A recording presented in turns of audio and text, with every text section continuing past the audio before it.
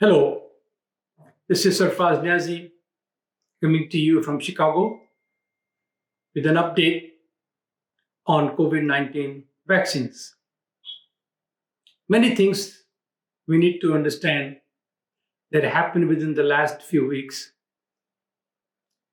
First of all, there are two vaccines which are on hold because of a side effect of blood clotting that was noted.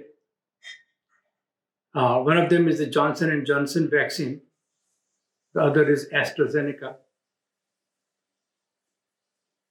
What happens is that all these vaccines as of today are not actually approved but allowed under emergency use, which requires a much deeper reporting requirement than would have been if these vaccines were already approved.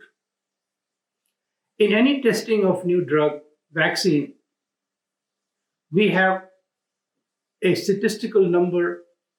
In the case of vaccines, 50, 60,000 subjects received the vaccine. But when you give it for use in the public, that's where you get to see the real side effects. The two vaccines that are on hold have a ratio of about 1 out of a million with the reaction of blood clotting. So first, let me explain to you what 1 out of a million actually means. If you're living in USA, every year we get about 350 people hit by lightning in USA. So your chance of getting hit by lightning is 1 out of a million. Now, think about that. But what I want to draw your attention to is that this effect may have been not recorded had these vaccines been fully approved, because there wouldn't be this level of close scrutiny of the data. And that takes me to the subject of all other vaccines that may already have these effects. If not blood clotting, then some other symptoms. But you should know that they are anticipated. You're putting an antigen in the body. Every body looks at antigen differently, and it can react differently. So, is it possible that the current vaccines that we have, including influenza, has similar or a different type of effect? Answer is absolutely yes. Now, going back to a comparison between RNA vaccines, which Pfizer and Moderna have, as opposed to all other vaccines, there's definitely a big difference in the safety profile. Having distributed more than 100 to 200 million vaccines, we haven't seen any significant side effects that were reportable.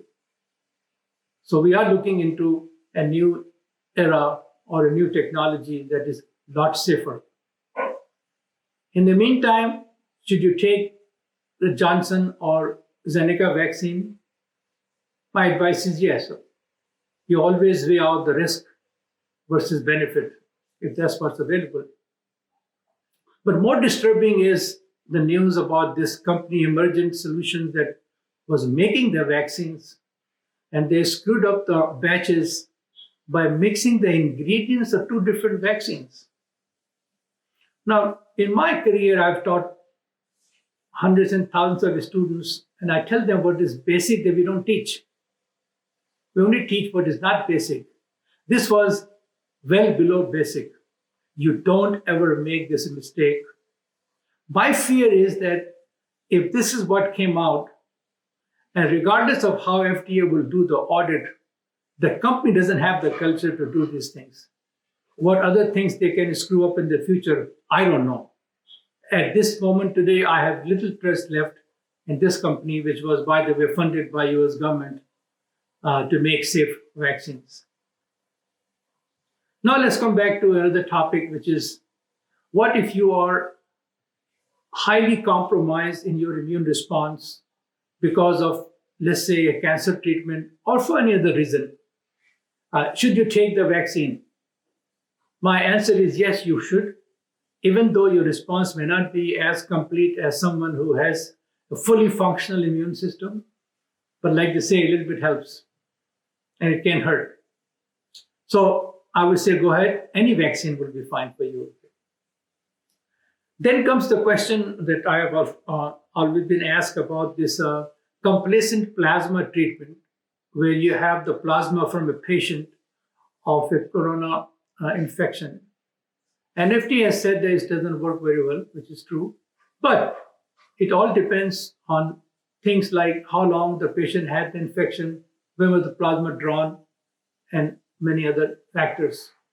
So while it does not help treat as effectively as had been promised, if you are able to get in complacent plasma, I would say take it. It's one of those things that would it help? Likely. Would it hurt? No. So the answer is yes, take it. A new genre of drugs are coming now, as you know, antibodies. If I can produce an antibody that can kill the coronavirus, that's all I want. What has been noted recently is that patients who have been on an antibody treatment or monoclonal antibody treatment, they show a much wider response to vaccines or the virus infections. So the evidence that is being collected today and is showing a lot of promise is that we may eventually have a monoclonal antibody either as a support treatment or as the treatment for a present infection. So we are seeing a lot turn around. Now, none of these antibodies that I'm talking about are the ones that are widely prescribed today. There may be some newer antibodies that we don't even know. And the way we are finding out is interesting. We're looking at the patients who may be receiving an antibody for some other ailment, and we find that they have a much stronger response. So, as of today, I cannot share with you which monoclonal antibody is the best one to go about, but the answer is it's coming. Next thing I want to talk about is that RNA vaccines have shown good safety and much better efficacy than the 50% threshold that is allowed by FDA. In the future, I see all vaccines converting into RNA vaccines. Faster, cheaper, safer. What more can you ask for? The pandemic has given us a paradigm shift. We got into RNA vaccines quickly. And suddenly we have now an option not only just to prevent infections, but also a large number of autoimmune disorders for which we have no treatment available today. And these disorders form a major crisis in the healthcare today. And now suddenly we have a solution, a safe solution. So I strongly urge all the big pharma and all the startups to devote their energy towards RNA therapeutics. And we will find that there are a lot of rewards in this therapy. But for now, as far as the COVID is concerned, any vaccine you can take is better than no vaccine. I still see a lot of folks in my country here in US being skeptical about vaccines. But there comes a time when you leave decision making into the hands of those who are more knowledgeable than you are. So the bottom line is, don't listen to any of the social media events. The fact is that human body will remain human body, susceptible to infections, and anything you can do to prevent it will save your life. So in the end, if you take the vaccine, you have a possibility of saving your life. I don't know if there's any better argument I can present to you today, but there's a lot of things are changing in the coronavirus vaccines, a lot of fiascos that have come to our attention, a lot of knowledge we have gained. So stay tuned, stay safe, stay optimistic, and stay healthy. Thank you.